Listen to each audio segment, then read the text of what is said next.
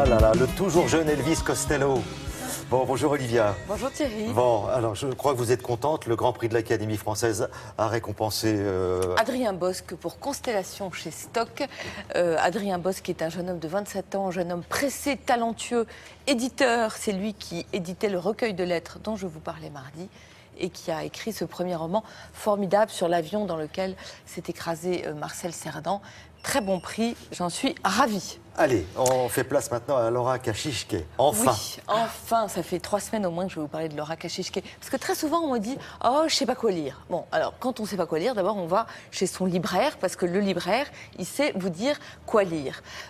Après, vous pouvez lire absolument tout Laura Kashishke. Paraît en poche son dernier roman qui s'appelle « Esprit d'hiver », qui a reçu le Grand Prix des lectrices de Elle.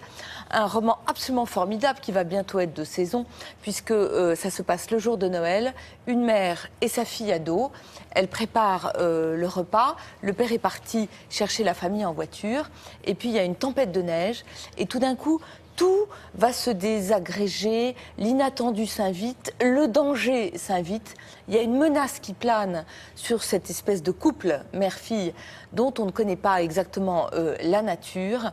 C'est très prenant, c'est une sorte de suspense psychologique. La fin est incroyable, ça fait partie de ces livres un peu en boucle. Quand vous avez fini le livre, vous êtes tellement surpris que vous avez envie de recommencer le livre pour mettre toutes les pièces du puzzle. C'est absolument formidable, comme tous les livres de Laura Kashishke. C'est une romancière du Michigan. Aux États-Unis, elle est plus connue pour sa poésie que pour ses romans, ce qui prouve qu'elle a une langue absolument inouïe. Et en ce moment, vous pouvez voir au cinéma un film qui s'appelle White Bird de Greg Araki avec Eva Green, qui est adapté d'un livre de Kashishke qui s'appelle Un oiseau blanc dans le blizzard.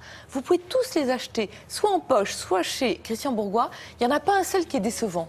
Vous savez, on parle beaucoup de Joyce Carol Oates. Eh bien, moi, je pense que Laura Kashishke, elle est vraiment de la trempe de Joyce Carol Oates. Alors, à présent, là, on va découvrir un jeune auteur américain. Vous ne serez pas déçus, d'après ce que j'ai pu comprendre. C'est extraordinaire. Voilà. Une constellation de phénomènes vitaux, roman paru chez Lattès, qui est en compétition pour le Médicis étranger la semaine prochaine.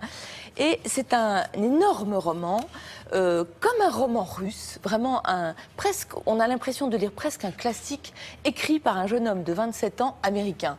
Donc déjà, c'est sidérant, on se dit mais pourquoi? En fait, Anthony Marat, il est parti en Russie, vous savez, par une bourse d'études, et puis il a commencé à s'intéresser au conflit tchétchène, et il nous fait un grand roman, une fresque épique qui se passe pendant les 2 guerres en Tchétchénie. C'est extraordinaire. C'est la rencontre entre un jeune médecin, le pire médecin tchétchène, un homme qui est sorti très mal classé de son internat, et une chirurgienne qui est une chirurgienne virtuose, elle, et qui vont se rencontrer à cause d'une petite fille de 8 ans.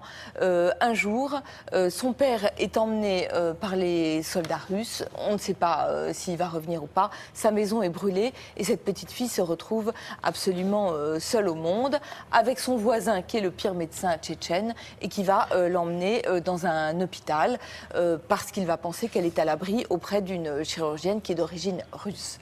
C'est un livre qui vous met une constellation de personnages, tous plus étonnants les uns que les autres. Un livre qui se passe dans plusieurs époques. Il y a 5 jours de la rencontre entre ces 2 personnages qui sont entrecoupés de flashbacks. Et tous les flashbacks servent à vous expliquer les personnages, à vous les enrichir. C'est extraordinaire. Évidemment, c'est terrible parce que c'est la guerre, parce que... Et cette confrontation entre les deux, ils sont obligés de collaborer? Comment ça Ils sont obligés de collaborer, et à travers ces 2 destins, c'est des disparus qu'on cherche. Le père de cette petite fille, est-ce qu'il va revenir, où est-ce qu'il est? Et la chirurgienne, elle a perdu sa sœur, dont on ne sait pas ce qu'elle est devenue, et elle est obsédée par cette disparition. Les motivations sont un peu différentes, et les façons de voilà, mais c'est arriver... ce qui est pareil, c'est que pendant cette guerre tchétchène, tous les personnages sont devenus des fétus de paille qui sont emportés dans la tourmente qui leur vole leur famille, qui leur vole leur pays, qui leur vole leur avenir. Mais ce qui est beau, c'est que effectivement c'est tragique, mais ce qu'il raconte, Anthony Marat, c'est l'élan vital qui fait tenir debout ces personnages. Tout d'un coup, ces personnages, ils ont tout perdu, ils pensent qu'ils sont morts, et ils sont pris dans l'onde d'un sentiment inattendu. Et je trouve que c'est ça qui est très beau. C'est un livre qui est certes terrible, mais on est très heureux de le lire, de l'avoir lu. À la fin, on est passionné par la Tchétchénie. Très, très grand roman chez Jean-Claude Lattès. Voilà, vous avez de quoi lire pour le week-end ou pour les jours qui viennent. Merci beaucoup, Olivia. Merci.